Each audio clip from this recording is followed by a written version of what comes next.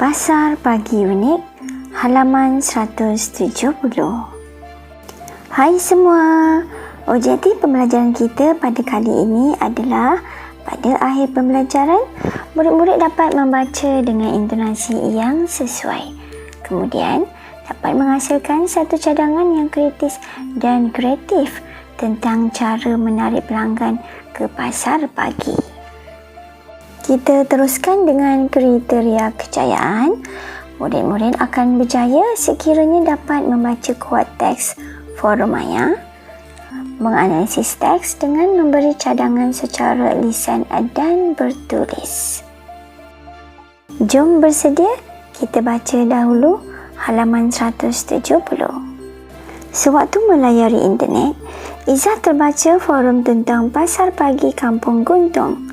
Izzah tertarik untuk turut sama memberikan cadangan dalam forum tersebut. Pasar pagi Kampung Guntung terletak di Pasir Putih, Kelantan. Pasar ini dibuka pada hari Jumaat dari awal pagi hingga tengah hari. Lokasinya unik kerana terletak di dalam kebun getah. Antara jualan di pasar ini termasuklah barang terpakai, anak pokok, sayur-sayuran dan mainan kanak-kanak. Barang-barang jualan kebanyakannya diletakkan di atas hamparan tikar plastik. Betul kata kamu, Gina, saya juga pernah ke sana dengan keluarga. Pada mulanya, sukar juga untuk kami sampai ke situ kerana tiada papan tanda penunjuk arah. Setelah tiba, ayah saya menghadapi masalah untuk mendapatkan tempat letak kereta pula. Semasa kami masuk ke kawasan pasar, matahari memancar terik. Pasar juga telah sesak kerana pengunjung agak ramai. Kami perlu berjalan secara berhati-hati agar tidak terlanggar akar pokok getah. Saya bersetuju dengan pandangan Gina dan Logan. Semasa di sana, saya pernah terfikir beberapa persoalan tentang pasar pagi Kampung Guntung ini. Pertama, bagaimanakah pasar ini dapat mempertingkatkan ekonomi penduduk setempat? Kedua, apakah perkara yang perlu ditambah baik untuk menarik lebih banyak pelanggan? Rakan-rakan forum boleh berikan cadangan? Baiklah murid-murid, kita meneliti dahulu persoalan yang pertama, iaitu bagaimanakah pasar ini dapat mempertingkatkan ekonomi penduduk setempat? Apakah cadangan kalian ya?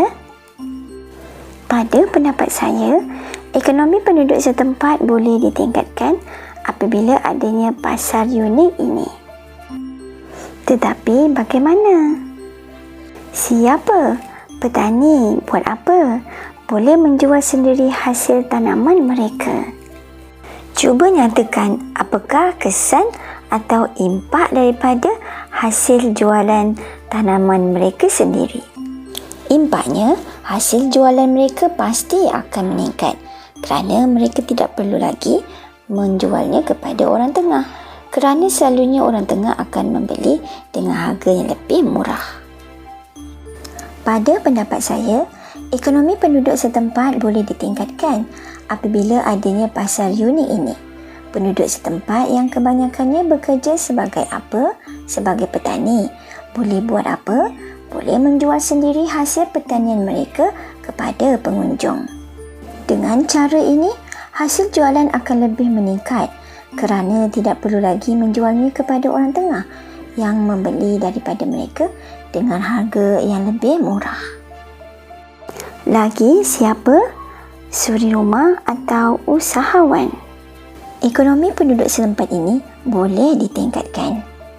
Tetapi bagaimana caranya ya? Bagi suri rumah, bukan hanya setakat menjual ulam yang dipetik di tepi rumah sahaja, tetapi pelbagai barang lagi. Begitu juga dengan usahawan kecil yang boleh meluaskan lagi produk mereka. Bagi penduduk tempatan yang mempunyai halaman rumah yang luas, bolehlah dijadikan tempat meletak kenderaan berbayar. Sekaligus dapat menambahkan hasil pendapatan sampingan. Selain itu, siapa suri rumah boleh menjual pelbagai barang bukan setakat ulam yang dipetik di tepi rumah sahaja. Malah siapa usahawan kecil boleh buat apa? Boleh meluaskan lagi keluaran produk mereka. Bagi siapa? Bagi penduduk perhampiran dan mempunyai halaman rumah yang luas, boleh menjadikan kawasan rumah mereka sebagai tempat apa? Tempat meletak kenderaan pelanggan dan mengenakan sedikit bayaran. Hal ini menambahkan pendapatan sampingan kepada penduduk setempat. Kita beralih kepada persoalan yang kedua, iaitu apakah perkara yang perlu ditambah baik untuk menarik lebih banyak pelanggan? Untuk menjawab persoalan ini, murid-murid haruslah menganalisis apakah yang telah dinyatakan dalam forum maya oleh Gina dan Logan. Mari kita lihat apakah kekurangannya. Barang-barang jualan diletakkan di atas hamparan tikar plastik. Tiada papan tanda penunjuk arah. Masalah untuk mendapatkan tempat letak kereta. Sesak dan perlu berhati-hati agar tidak terlanggar akar pokok getah. Jadi, apakah yang perlu ditambah baik? Papan tanda haruslah disediakan bagi memudahkan pengunjung. Selain itu, menyediakan tempat jualan yang selesa, bukan setakat hamparan plastik untuk mengelakkan hari hujan. Kawalan harga juga penting.